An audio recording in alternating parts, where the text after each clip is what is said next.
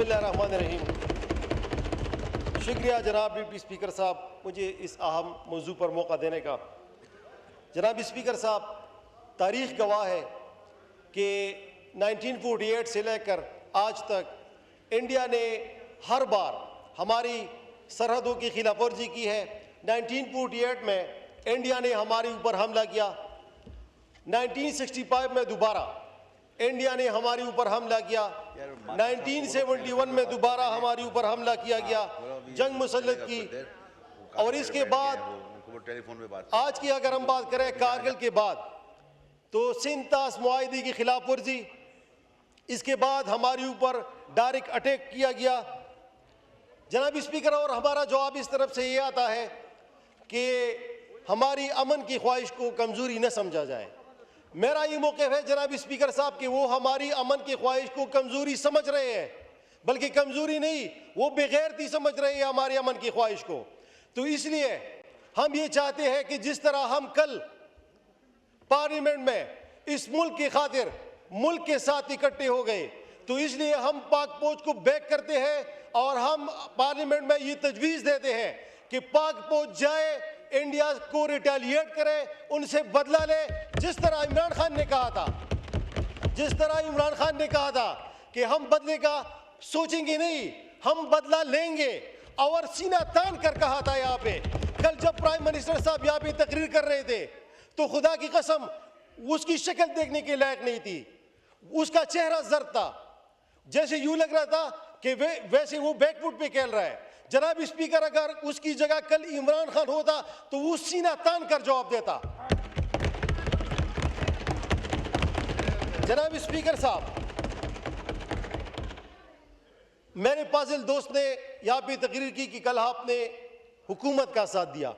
मैं अपनी तरफ से, अपनी पार्टी की तरफ से ये वजाहत देना चाहते हैं कि हम इस हुकूमत को कल भी नहीं मानते थे और आज भी नहीं मानते थे। हमने सिर्फ मुल्क का साथ दिया है, मुल्क की दिफा का साथ दिया है। हम कल भी इसको 547 की हुकूमत समझते थे और आज भी समझते हैं। जनाब स्पीकर साहब, इस मुल्क में यकजहती की बातें हो रही है। अगर इस मुल्क में आप वाकई यकजहती चाहते हैं, तो उस शख्स को आपने यहाँ पे बिठाना होगा जिसके पास मुल्क की 70% वोट है, जिसके पास सबसे बड़ी पॉपुलैरिटी है। और मैं ये बात भी वाज़ेह करना चाहता हूँ कि इमरान खान को कोई ज़रूरत नहीं है इस मुल्क की प्राइम मिनिस्टर बनने का। इस मुल्क को ज़रूरत है कि इमरान खान इस मुल्क का वज़ीर आज़म बने। इस कौम को ज़रूरत है कि इमरान खान इस मुल्क का वज़ीर आज़म बने। शुक्रिया। खोलें माइक, स्पीकर साहब कंक्लूड तो करें प्लीज। इससे एक दिन पहले हमारे सारे पार्लियामेंटेरियन अडियाला के सामने मौजूद थे और पंजाब पुलिस ने हमारे ऊपर हमला किया। हमारे minister, provincial minister Suhail Afridi, Meena Khan, हमारे MNA साहब यहाँ पर मौजूद है, शाहद, उसके कपड़े पाड़ दिए गए। हमारे काकड़ साहब एडवोकेट, हमारे डोगर साहब पे हमला किया गया। इसके बावजूद मुल्क के खातिर, शायद खड़क के ऊपर हमला किया गया, इसके बावजूद हमने मुल्क के खातिर मुल्क का साथ दिया है। जनाब स्पीकर साहब, मैं खैबर पख्तूनख्वा से ताल्लुक़ रखता हूँ। खैबर पख्तूनख्वा तो वैसे ही 20-25 सालों से हालत जंग में है। हमारे जनाजे तो वैसे ही उठ रहे हैं। हमारे सूबे में तो अमन के लिए हम एहतजाज कर रहे हैं। शायद ये वाहिद सूबा है जहाँ पर हम अमन के लिए एहतजाज कर रहे हैं। ये वाहिद सूबा है जिसके लिए मुराद सईद ने आवाज़ उठाई थी। मुराद सईद ने अमन की खातिर आवाज़ उठाई। मुराद सईद 2 सालों से चीखता रहा, चिल्लाता रहा कि दहशतगर्द आ रहे हैं। इनसे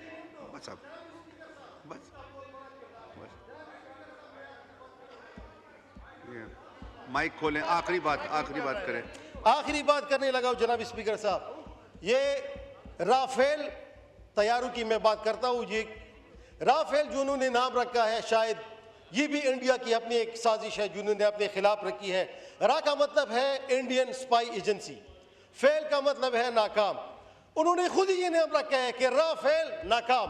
तो वो अगर इनको जहाज चलाना नहीं आता तो इसमें हमारा क्या कसूर है? शुक्रिया। मैं पाकिस्तानी, बस अब वाइंड अप करें ना। सर वाइंड अप ही कर रहा हूँ जी। मैं पाकिस्तानी एयरफोर्स से दरखास्त करता हूँ कि अगर आपके पास टाइम है तो प्लीज इंडियन बेचारों को थोड़ा सा ट्रेन करें, क्योंकि उनको जहाज चलाना नहीं आता। बड़ी मेहरबानी। शुक्रिया।